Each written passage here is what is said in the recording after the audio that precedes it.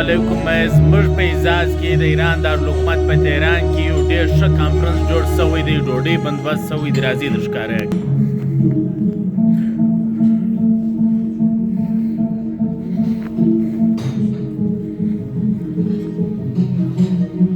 Maso, how are you?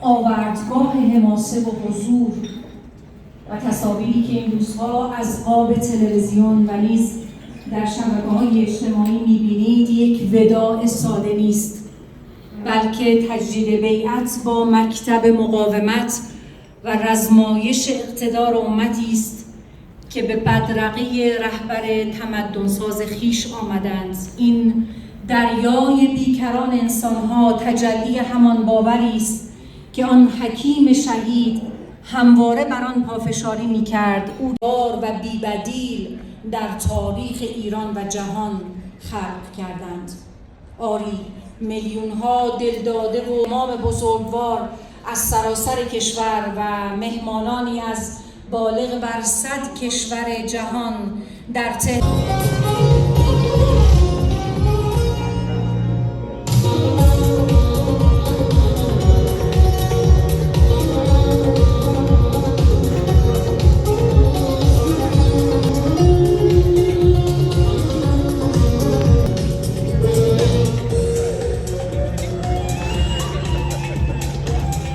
انسان رسانه و فعال رسانه‌ای که توسط نهادهای دیگه دعوت شده بودند، اونها هم در واقع به نوعی سازمان فناوری در تدارک و بسترسازی مقدمات و فعالیت‌های اونها قرار داشت و در مجموع ما این افتخار رو داشتیم که بتونیم نقش کوچکی و سهم کوچکی در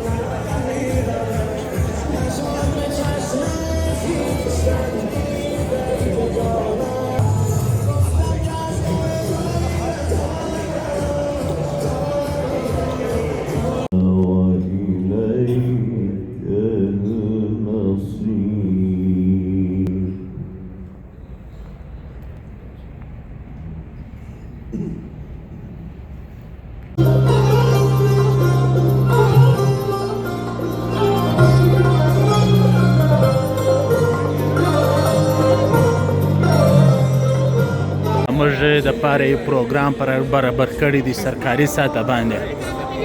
دا ویني ډېر ښایسته ځای دی. زموږ د پاره سرکاري ساحه اجازه دا پروګرام برابر شوی دی. د غرونو په سر کې دی چې ټول تهران زموږ د قدمو لاندې دی. دا ویني حکومتي ځای دی، سرکاري ځای دی.